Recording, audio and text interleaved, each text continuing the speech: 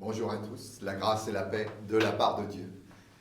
J'ai repris un format de la semaine dernière quand j'avais travaillé pour France Culture. Ça m'a entraîné. J'ai repris un format avec un culte autour des psaumes. Un psaume, un seul. Le psaume 23. Le Seigneur est mon berger. Pour le coup, on va faire un peu dans le visuel. J'ai pris une coupe un peu spéciale, vous voyez, avec des moutons qui galopent sur un mug. Et ils ont l'air joyeux, ils sautillent, et dessus il y a marqué The Lord is my shepherd, I shall not want. Je ne manquerai de rien. Et je fais le geste que nous propose l'abbé Couturier, il nous proposait ça, de la coupe renversée dans l'assiette, pour dire l'absence de communion, mais qui nous manque. Et pour l'instant, nous poursuivons dans la lecture de ce psaume 23. Alors, psaume 23, c'est le psaume de David. Le Seigneur est mon berger, je ne manquerai pas. Il me rassemble dans les verts alpages, il me dirige près des eaux reposantes, il me restaure. Il me conduit dans les sentiers de justice à cause de son nom. Même quand je marche dans une vallée ténébreuse, je ne crains aucun mal, car tu es avec moi. Ta houlette et ton bâton, voilà mon réconfort. Tu dresses devant moi une table face à mes adversaires. Tu oins l'huile ma tête, ma coupe déborde. Oui, bien et fidélité m'accompagnent tous les jours de la vie, et je retournerai à la maison du Seigneur à longueur de jour. C'est un psaume de pèlerinage, une marche, une transhumance entre deux lieux, la bergerie et les alpages. Un psaume entre deux, qui commence par cette parole, le Seigneur est mon berger, je ne manquerai pas. Le je ne manquerai pas, c'est une promesse. Ça peut être tous les manques possibles, hein. Ça peut être un manque concret, pratique. Ça peut être un manque spirituel, ça peut être un manque de foi, un manque de paix. Ça peut être manquer, en grec, c'est péché en fait, c'est comme ça qu'on traduit péché. Manquer, rater la cible, manquer la cible. Et c'est conjugué au futur, dans un futur assuré, hein, je ne manquerai pas, un peu comme dans les 10 commandements.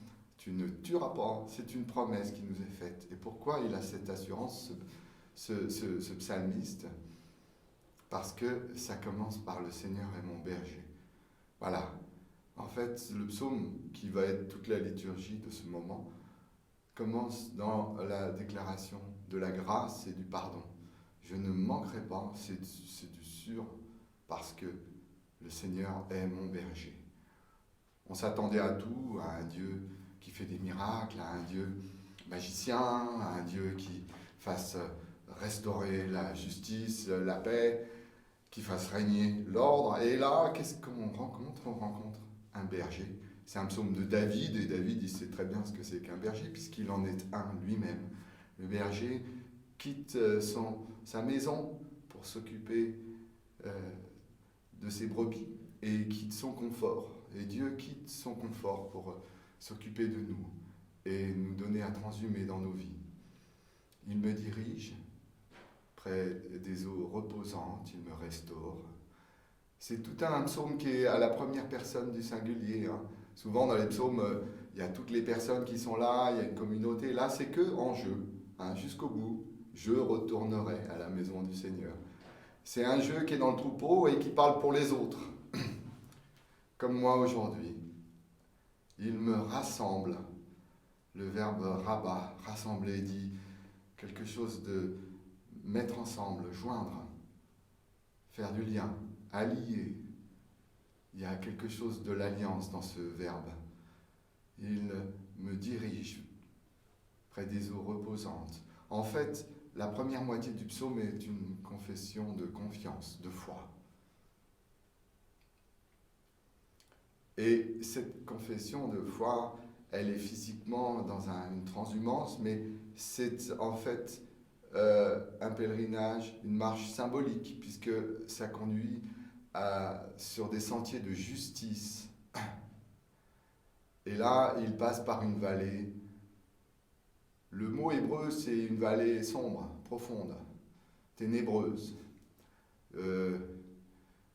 qui souvent est traduit par la vallée de l'ombre de la mort, mais en fait, sachez qu'il n'y a aucune mort dans ce psaume.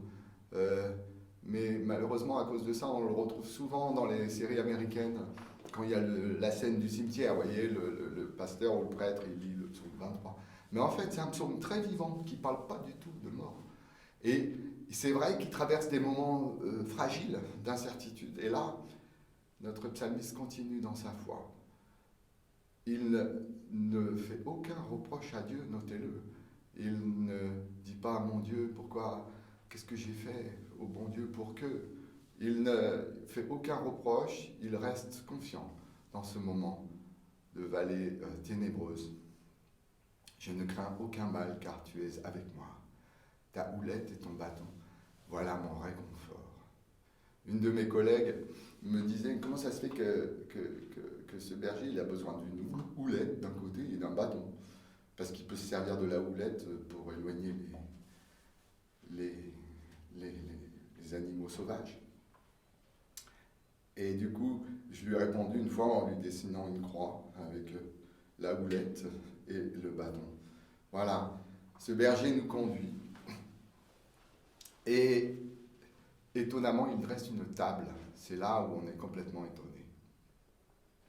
Et encore plus étonné quand on voit qu'il l'adresse face à nos adversaires. Parce que qui aurait envie de manger à table face à son adversaire?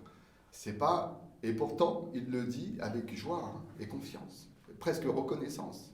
Merci Seigneur d'avoir dressé avec soin cette table face à mes adversaires. Ça m'a donné une chanson que je vais essayer de vous chanter, sachant que j'ai pas Gina au piano, ça me manque, et Philippe au caronne, mais je vais essayer.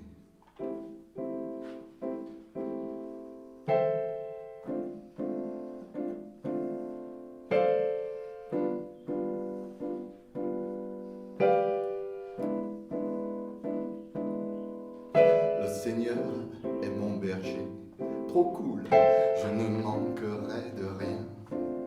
Il me promet un RTT vers de frais alpages et ça va me faire du bien. Et je n'ai plus à me faire de bile, tranquille. Il me dirige vers des eaux tranquilles.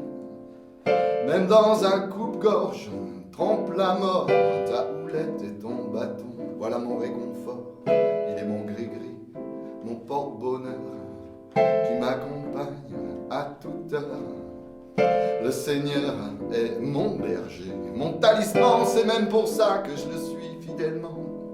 Regardez-le, il dresse une table très classe, dinero aux chandelles entre lui et moi. Et mes co-religionnaires fréquentables, ce soir Dieu n'a Dieu rien que pour moi.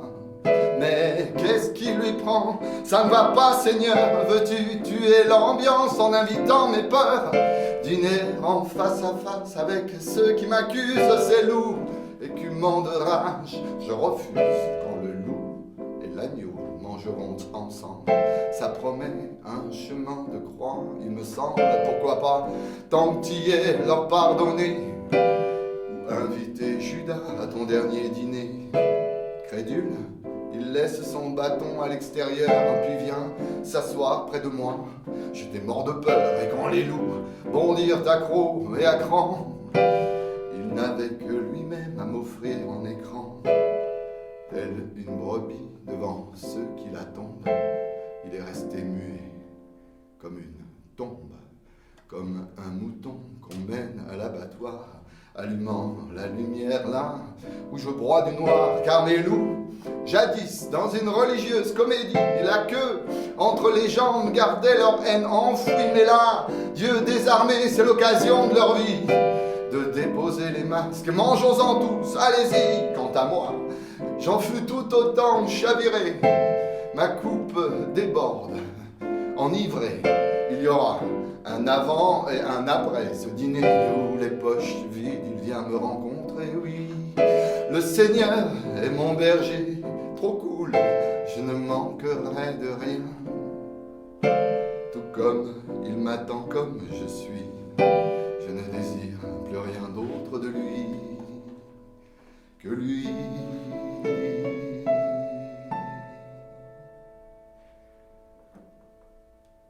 Voilà ce qui se passe au cœur de ce psaume 23, une rencontre improbable, où Dieu vint s'asseoir avec moi face à mes adversaires, au lieu de faire l'autruche.